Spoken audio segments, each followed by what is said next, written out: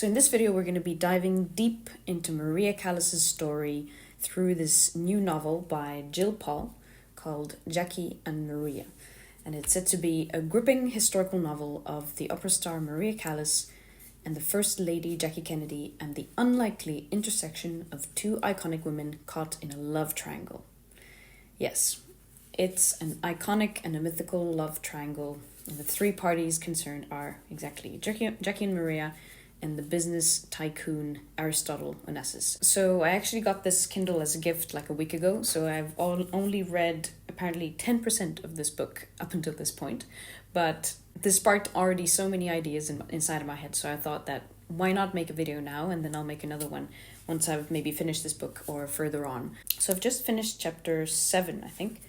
Yes, and I've been so intrigued, especially by what the author has said about Maria Callas, because I've been studying her for a bit over for 3 years now, I think.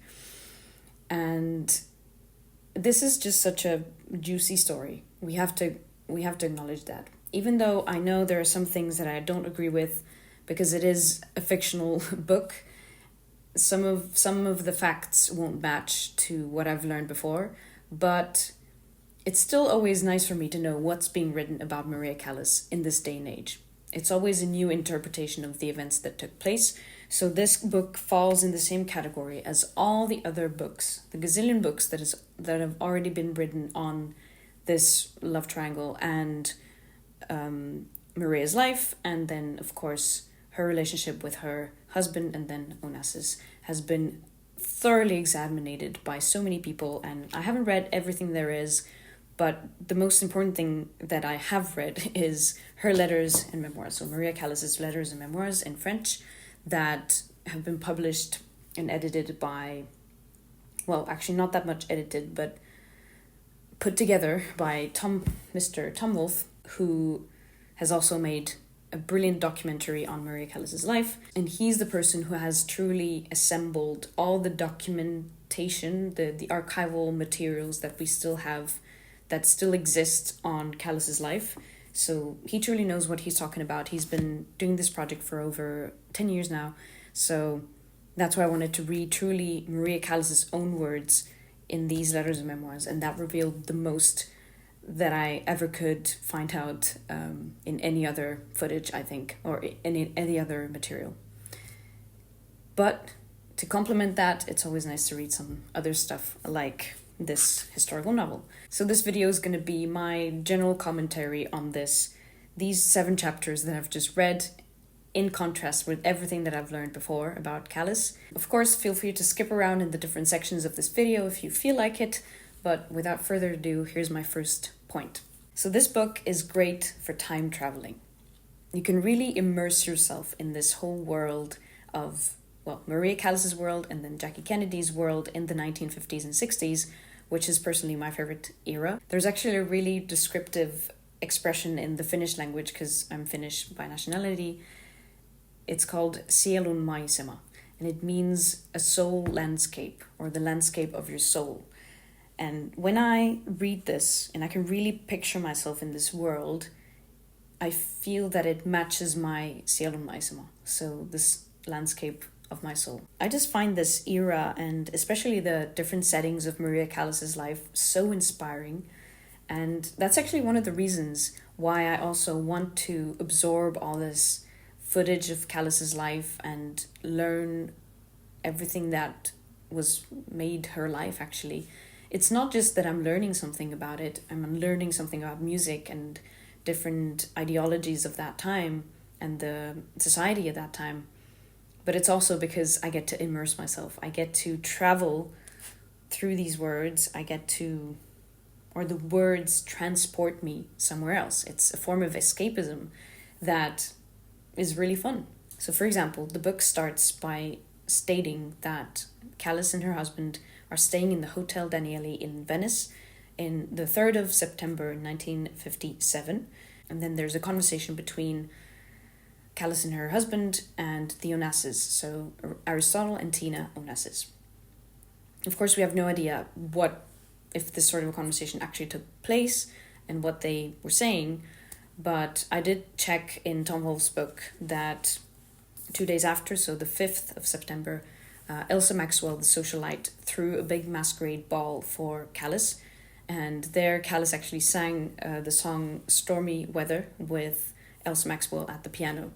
I would have really loved to hear what they actually, what it sounded like for Maria Callas to sing sort of a jazzy song and a popular song of that time. So the fact that the author is mentioning these real places where they actually stayed makes it so much more authentic. As another example, the author mentions that in the spring of 1958, Callas was rehearsing 2 productions back-to-back of Anne Boleyn and Il Pirata. And I did check that also from this book, that they have actually a chronological list between all these letters and stuff. So I did check that she truly did have a back-to-back of those 2 productions going on. And then she also speaks a bit about the Rome incident, as they say, in January of 1958. So they arrived in Rome in December 27th, 1957, and then she mentions that they stayed at that Hotel Quirinale, that was connected to the Teatro dell'Opera. So there was like a tunnel kind of thing or some kind of passage to the opera directly from the hotel, which is really cool, and I didn't know that. And then she paints the picture of how in New Year's Eve at the time they went to this place called Circolo degli Scacchi, where Callas sipped champagne for a toast at midnight. So these are sort of details that you get, this sort of a nitty-gritty detail of the day-to-day life, a bit more about how Callas lived. But before we go any deeper, I would love to invite you to sign up for my daily email newsletter, where I explore these topics a bit more in depth. You can expect me to treat, for example, the principles of elegance, notably, because that's what I've studied maybe the most at university. And then I just love to analyze these stylish icons like I'm doing right now in this video, and to learn about the cool cultural nuances that enrich our lives. So if that sounds up your street, check it out below. But here are now some things that Jill Paul got basically very right. So she says that, for example, as a singer, Maria had to be very attuned to the state of her health. She imagined it was the same for athletes or anyone else whose body was highly trained for performance. That's very true. Maria did often compare singing performances to athletic performances in her interviews, and she did train quite like that. She wasn't a very athletic person otherwise, not a very sporty person, we could say, but she did train like an athlete for her performances. Here's another citation that I find very true in the book. Callas usually sang in full voice at rehearsals, just for the sheer joy of feeling the muscles working in harmony to create such glorious music. This was the reason she put up with all the pressure and criticism, because the rewards were phenomenal.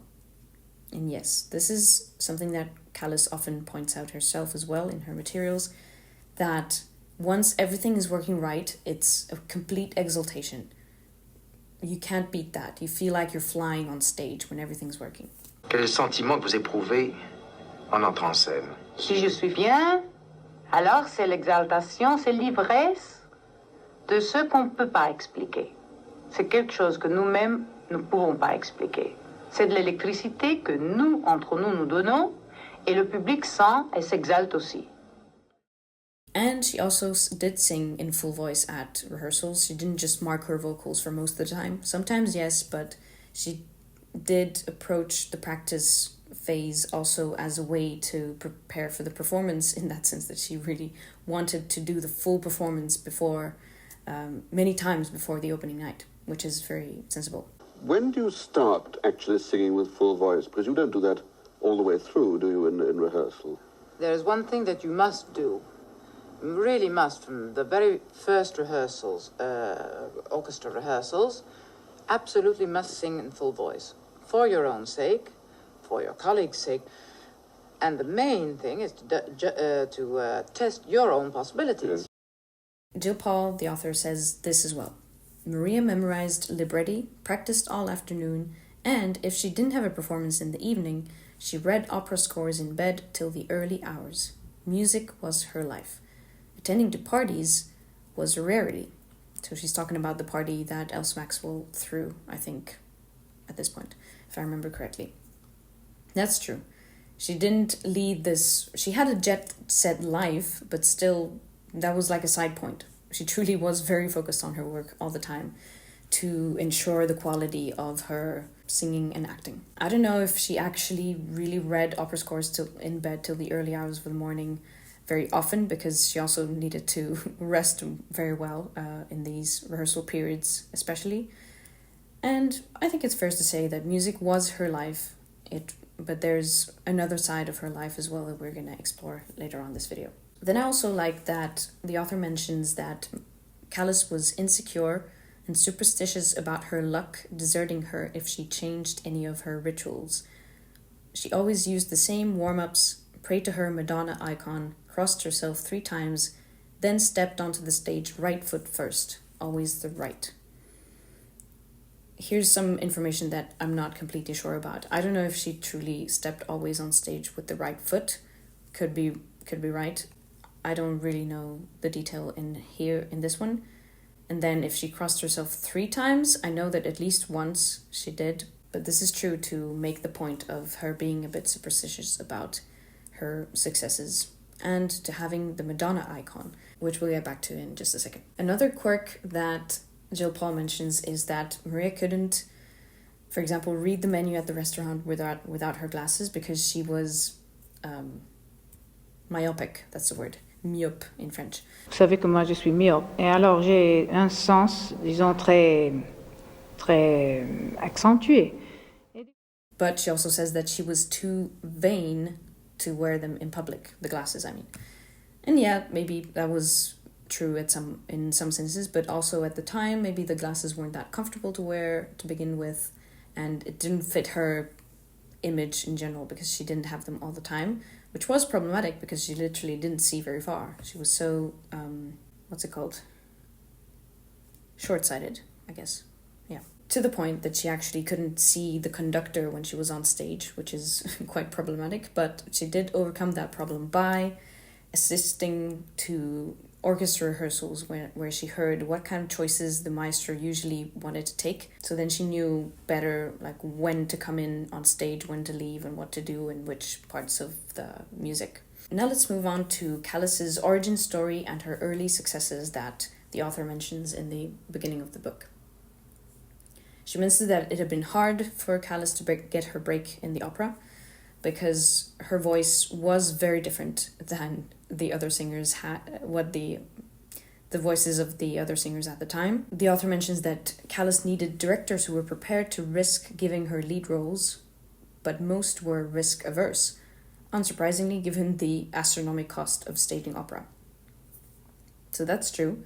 It did require a sort of a bet from the directors and the maestri to book Callas in the beginning because she sounded so different to what people were used to because of her bel canto schooling and training. C'est le bel canto. C'est le bel canto, justement. The author mentions that she had trained in Athens, which is true, where she spent the war years living with her mother and sister and then moved to New York, where her father's pharmacy business was based. After more than a year of disheartening auditions, she at last won a lead role singing La Gioconda in Verona and sailed to Italy alone at the age of 23. And then she goes on to illustrate what kind of adversity there was at the time with the other cast members who were maybe older and more experienced, but all of a sudden this 23-year-old Greek girl woman comes, and the author says even that the cast pushed past her backstage without saying buongiorno and Callas went home alone most nights. This, I don't know if it's truly true, but seems kind of fair. She may have faced such adversity for sure, because it was such an extraordinary or unusual circumstance. And here's something that was new for me, if this is true, is that the Callas family, when Maria was small, they rented an apartment in Manhattan's Washington Heights neighborhood. I've maybe heard their address at some point, but I've never really checked where exactly they lived. I just know that Maria was born on 5th Avenue, which sounds really cool considering what Fifth Avenue is like right now with Saks Fifth Avenue and everything. But at the time, it must have not been as luxurious. But it would be really cool if their apartment actually was in Washington Heights, because, well, it just brings to my mind Lin-Manuel Miranda's Broadway musical, and the film In the Heights, which is really cool. Here's also something very specific that I didn't know before, if this is true, that when Maria had met her future husband, Battista Meneghini, here's like a quote that Battista was saying when discussing with the Onassis couple. He says that when Maria's contract in Verona ended, her father wanted her to return to New York and work as a secretary. To me, that would have been a criminal waste of talent. I offered to subsidize her for another 6 months while I introduced her to the directors I knew and tried to get her career off the ground. I know that this is true, that Meneghini became sort of a manager for Callas at the beginning of her career, but I didn't know that she had offered to, or that Maria's father wanted her to work as a secretary. Could be. Here's just another nuance that I would have maybe phrased a bit differently if I had written this book. The author is mentioning that the part of Isolde in the opera is one of the most difficult in opera, and that Callas would never forget the blind panic of that time, the technical difficulties of the part of Isolde. So that, I think, is a bit of an overstatement, because Callas was also performing Norma and Aida at the same time, just switching roles night after night, which is crazy. The part of Isolde is hard, but it's nothing compared to Norma, for example. Just a tiny nuance. I must say one thing, though. Now, if I have to judge between Isolde and Norma, well, I'm afraid that Isolde is nothing in comparison to Norma. You know, that's exactly what Lili Lehmann Lili Lehmann, said. exactly. And, she said rather 3 Götterdämmerung Brünnhildes than yes. 1 Norma, as far as yes. the strain of it goes. Definitely.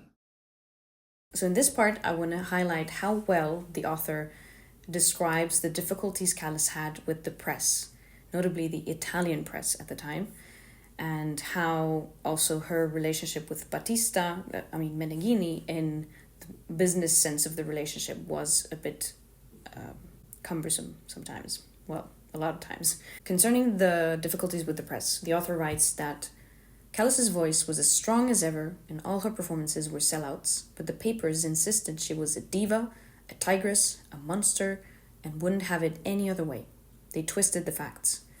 One piece reported that she had insisted on rehearsing for 6 hours straight when she wasn't happy with the production. It was true, but the director had agreed with her, and the press weren't attacking him. She admitted to being a perfectionist about her work, but she always behaved with professionalism and never lost her temper, seldom even raising her voice. Yet, when photographers snapped pictures of her in airports and emerging from stage doors, editors always chose the ones that made her look as if she was snarling or scowling. If that's the right way of saying scowling, scolding? I don't know that word. Yeah, this is so true. This was the thing that Callas suffered from immensely. She didn't have a proper PR department on her side. She didn't have bodyguards or anything. She was truly alone with this, with her husband being the manager. So you can imagine the whole situation with this turbulence of the press at the time. And to support the pain that she had with this, here's a hypothesis that the author also makes, a parallel, with her childhood. So she says that Callas had a difficult childhood with a mother who blatantly favored her elder, prettier, daintier daughter, Jacinthe. I don't know how you can say that actually in Greek, but her English name was Jackie, like Jackie Kennedy, ironically. So Maria grew up feeling ugly and unlovable, with her voice the only saving grace.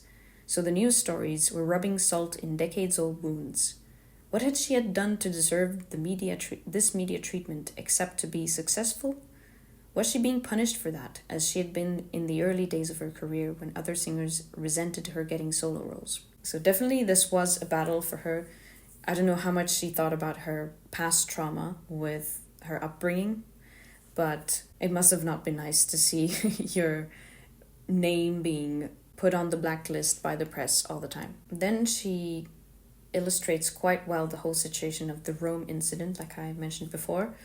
I won't go that deep into it right now, but just so you know that in the letters and memoirs, there's also an open letter to the press that Callas wrote in her defense after this Rome incident, just saying that she literally had, bronchitis. That's what she had. That's why she couldn't finish the second act of Norma. She didn't want to butcher the whole piece while being so sick that she barely could be on stage. So it was completely understandable, but the problem was that she didn't have an understudy.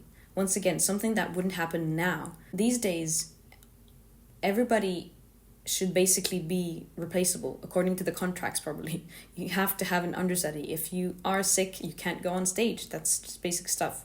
So in the 50s, the 60s, it wasn't completely like that. So Callas was one of a kind. No one could replace her, obviously, but she should have still had an understudy who could take on the performance. So in the Rome incident, actually, she just did the first act, and then since she was unwell, they just had to cut the whole thing during the intermission, and everybody just went home. But if you want to know more, the open letter that Callas wrote is really good, and it reveals the whole thing that happened. But to add up to all this turbulence with the press, let's dig a bit deeper, even a bit deeper with this. Some of the blame lay with La Scala's press office, who fueled the flames by inventing a rivalry between Maria and another first soprano in the company, Renata Tebaldi. Clash of the prima donnas. It made good copy, but there was little truth in it. Renata was trained in the Verismo school, which focused on a strongly produced tone and dropped the coloratura, while Maria trained in bel canto and had a full armory of trills and vocal flexibility. That meant they gravitated toward different repertoires. Maria didn't know Renata well, but they were perfectly friendly whenever they met. This is not right, but actually, if you read the letters, Maria was kind of a true friend with Renata at some point. Really, they were close colleagues, but then there was a rupture, mostly from the part of Renata, actually. Maria tried to be nice all the time, but there must have been some jealousy element on the part of Renata at some point, which was comprehensible. Is that the word? Understandable, that because Maria's success at La Scala was astronomically grand, so she couldn't truly fight in that sense, but she did have her own fan troops, as the rest of the citation describes. All the same, the rumor that they were rivals spread like a plague among Milanese opera lovers. They were a passionate bunch, never slow to express their opinions. If a singer missed a note, they would sing it back to him or her. If a performance was disappointing, this booing and hissing began, which is crazy. Like this, we can't do that these days, really. Everybody's so courteous in that sense towards the singers. They just clap even though they wouldn't sing that well. Their actions were in complete contrast to the hushed respect of other concert halls, especially London's, where the audience was so polite that they would never dream of interrupting a performance. Exactly. Maria admired the Milanese's love of opera, but not their bad manners. It got to the point that one section of the La Scala auditorium was occupied by Renata Tebaldi's supporters and another by Maria's. Whenever she stepped on stage, Renata's followers would shout abuse and hers would try to drown them out with cheers. So this is very, very weird, considering the context right now when you go to an opera house. This could never happen now, really. Or at least that's my conception of it. Opera was really the news of the day. Everybody knew what was happening. Tebaldi, Callas, that was the discussion in the coffee tables in many countries in Europe, but especially in Milan. That was the center of opera, and it made big news headlines. Now, as a final thought in this section of the video, I thought I'd shed a bit more light on the relationship of Callas with her husband Meneghini. So the author mentions that Callas knew Meneghini could be aggressive in his negotiations with opera houses, but she never interfered. Their deal was that she focused on the singing while he handled the business side, but it was hard not to feel alarmed. So Meneghini was definitely a source for a lot of discomfort that Callas had to face in the productions of the operas that she was in, because he was so ruthless and lacked diplomacy in the negotiations. He was keen to become best buddies with Onassis. He liked befriending the super rich, whereas she, Callas, always felt slightly uncomfortable around them, as if they could sense she wasn't their social equal. I don't know about that last part, but that's definitely sure that Meneghini was after the status after a while. Maybe in the beginning of the marriage, he was actually really nice and genuinely wanted to be there for Maria. But at some point, the fame got in his head, like Callas says also in her memoirs. which was very, very, just such a bummer, shall we say. More than a bummer.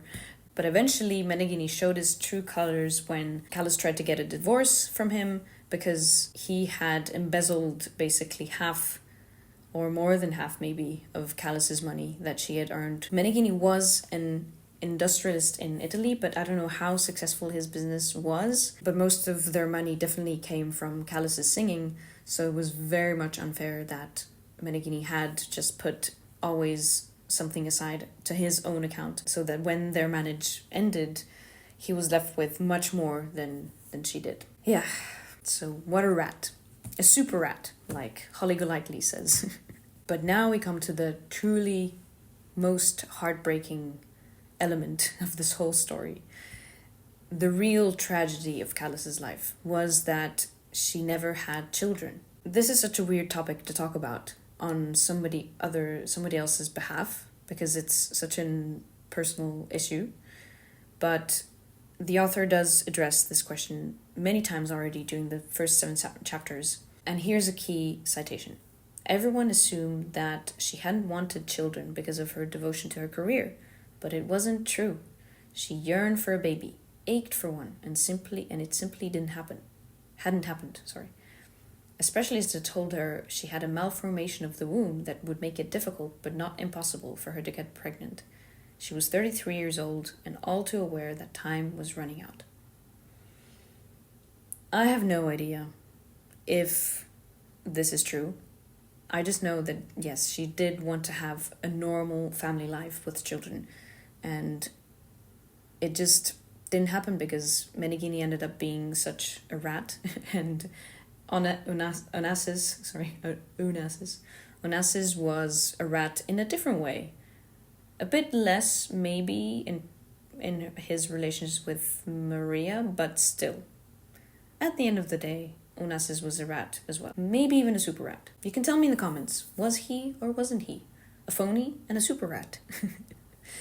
But that's for sure that Onassis did love Callas a lot more than Meneghini ever did. I'm not going to say anything else on this baby matter because there's nothing more to say. That was truly the tragedy, I think, that Callas faced.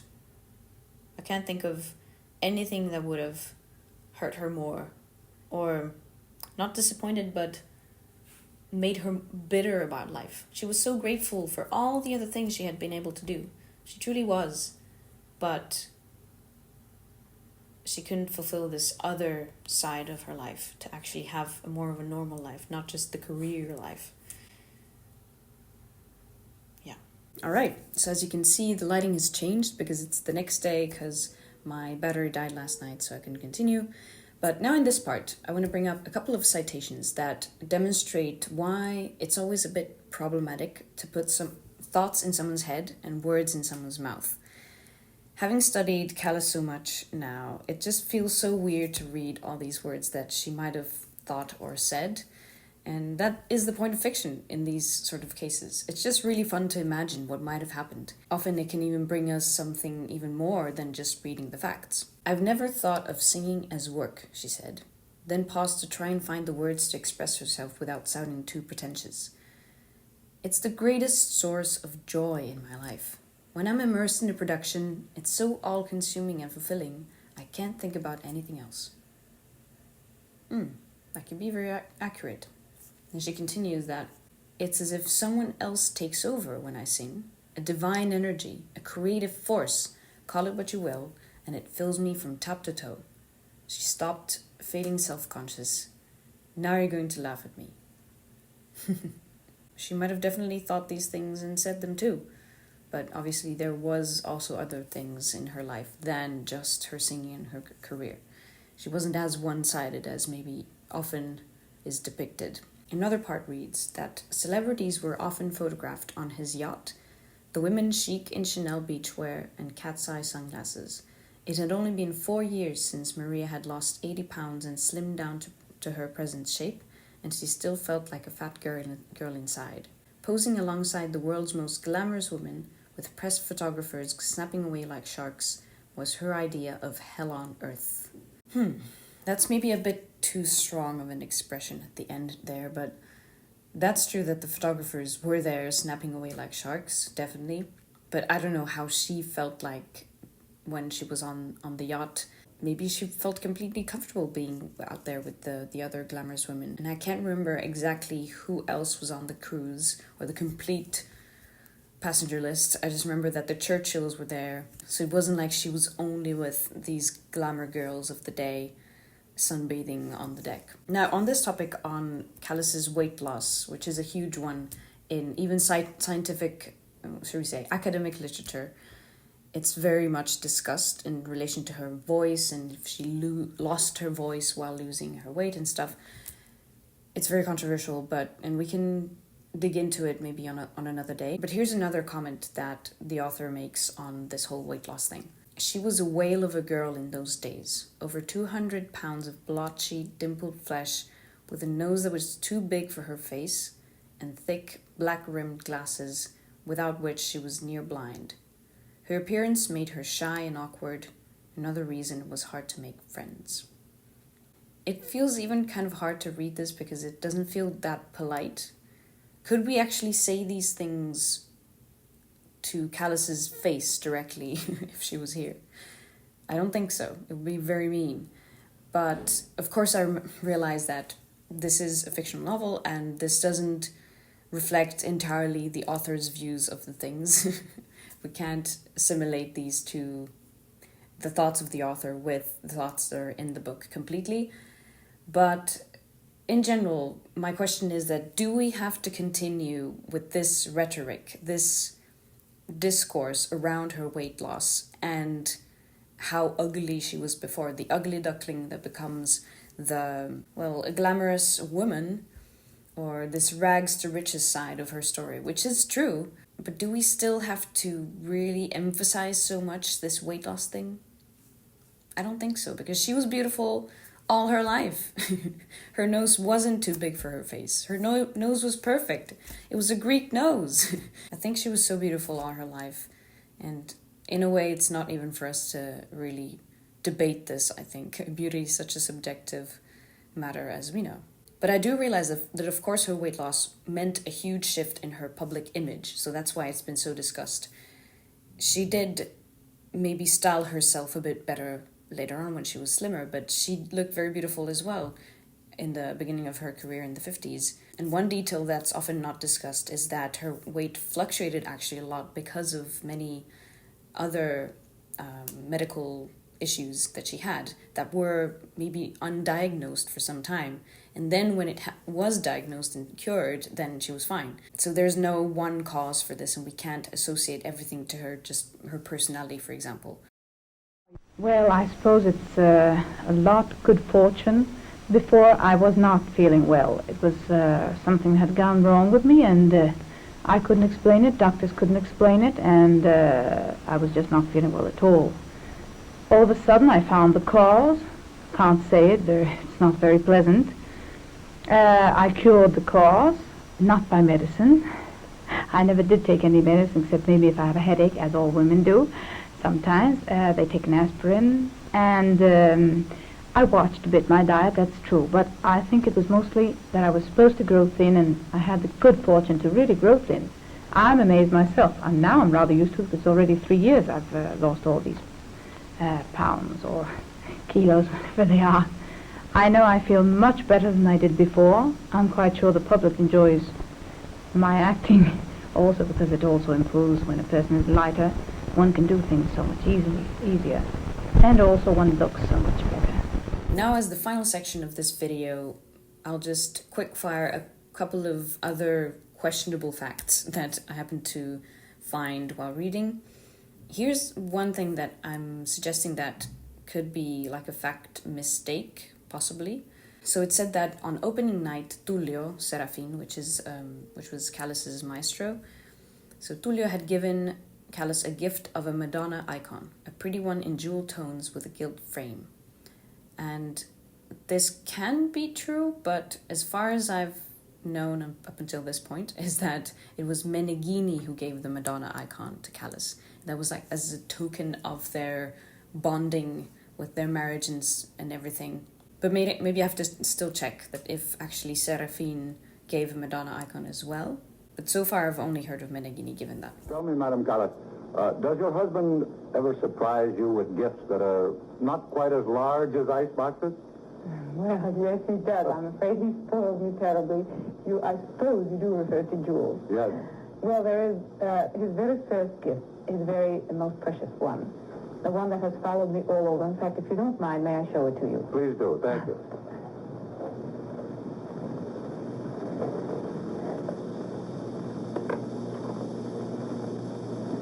Here it is.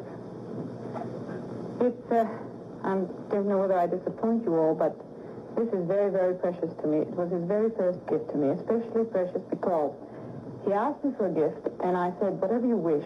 And I was wishing for this, and he gave me this. It's hard to explain. I don't know if one can understand what I mean exactly, but to have something you wished for and you haven't said, it's wonderful. Here are some words that were put to Tina Onassis' mouth. She says that I first heard you, so Callas, singing Aida at La Scala back in 1950, and since then I've flown to Milan for all your premieres. And that is very interesting information. If Tina Onassis was actually a fan of Callas, I didn't know that, if this is true, and if she truly did fly for all the premieres. But, of course, it doesn't make that much of a difference, but just an interesting detail. Here's another detail. So the book describes that Onassis would have called Callas, maybe in 1958 or something like that, to invite her to a New Year's party on his yacht, Christina, which could be true, but the tone in which the conversation is set is more that Aristotle Onassis would have already been wooing Callas at the time, which wasn't true because they actually became friends only on the cruise in 1959. Before that, they had met, yes, in Venice in 1957, but there wasn't anything significant there. They just met and maybe exchanged a couple of words. But then in 1959, they actually got to know each other much better. And then Callas's marriage was on the rocks, and then they became much deeper friends with Onassis, and that's where the actual relationship began. So in this sense, yeah, it could have been Onassis who called Callas to invite them on the cruise, but it was also, like I said before, Meneghini who wanted to go on the cruise with the Onassis because it was such a good thing to do as a status symbol and, yeah, to access these networks that Aristotle Onassis had. And by the way, it's really hard to speak about Onassis, Aristotle, Maria, Callas, Battista, Meneghini. Everything's mixed up because I usually want to refer to them with their last names because I didn't know them personally. But then again, the book always refers to them with their first names, so that's why I'm mixing them all the time here. But actually, this detail about Onassis wooing Maria already in 1957 was, shall we say, a slight mistake that they made in the new Maria film by, what's his name, Pablo Larraín. Is it Larraín in Spanish, probably? I don't know. So if you've seen that film there, I think it was maybe already in Venice 1957 that Onassis is just depicted to be wooing Callas already at that point. But that's, I think, very unlikely in terms of what I've read and what Callas has said herself about their relationship. So the book is titled Jackie and Maria, and so far I've spoken nothing about Jackie Kennedy. We'll get to that at some point, but here's one part or a conversation that supposedly happened at the JFK household that suggests this idea of Jackie knowing about Callas. Of course, I mean, they did know about each other way before Onassis as well. So here's a conversation where Jackie defends Maria. Jackie says, I heard Maria Callas sing at the Met last night. It gave me goose flesh that a human being can produce such a sound. Then JFK says, she sounds like a piece of work. Did you read that Time article about her? Jackie shook her head. Not yet. It says she's a diva who always has to get her own way. Jackie replies, I imagine you have to be very exacting to perform at her level. And I also imagine the Time journalist went in wielding a hatchet because otherwise there's no meat to the story. I can imagine Jackie saying something that intelligent. Jackie would have liked to argue that Maria Callas was every bit as deserving of a Time cover as a transient politician, and that her ticket had been worth every last cent she'd paid for it. But she knew from experience that discussions around the table quickly became adversarial. This is very interesting. This could have actually happened, and the other really interesting thing is that actually there is, I think, 2 letters that have been preserved from Jackie Kennedy sent to Maria Callas. And they are, of course, in this book. Oh, it was actually the 15th of July, 1963, when Jackie Kennedy sent a letter to Callas, a very beautifully written and diplomatic letter to Callas, praising her talents first and then asking her if she could sing at an event in the White House. Then Callas responds the 21st of July that she's already booked for that night, but it would be her honor to sing there, and she's suggesting that if her friend Leonard Bernstein could accompany her with the piano or little orchestra. Yes, so it was actually the year before, 1962, when Callas sang at JFK's birthday party, I guess, in Madison Square Garden. She sang the aria L'amour est un oiseau rebelle from Carmen, as you do. That's also the same party where Callas met, for example, what's her name, Marilyn Monroe, and there are these famous pictures of her. But here, of them, I mean. But here Callas is saying that she would love to meet Jackie Kennedy because she wasn't there that night, the year before. Then Jackie responds the 29th of July directly that she's that it's such a shame that she can't be there the 1st of October because they had so wished that Callas could sing there, but that she still keeps this idea in her head in case there's some other occasion when they could maybe organize a concert and Callas could sing with Lenny Bernstein. So that's a very good idea. But what's really interesting is also that Tom Wolfe mentions here, just on the bottom of the page, that this concert never took place, and then Callas never met Jackie Kennedy never. So that's why this is going to be so interesting to read this book a bit further, to see if the book implies or shows that Callas would ever have met Jackie, because that didn't happen. Whew, that was so fun to nerd out really on the details of this book and this story of Maria Callas and Jackie. So I'm really excited to read further this book and see what else is implied, and if and when I learn something new about this whole affair. Now, if you've watched this far, first of all, thank you so much. And I think it shows that we must be some sort of kindred spirits, but we shall see in the future if that is true. But in any case, don't forget to sign up for my newsletter, and I'll see you in the next video. Bisous!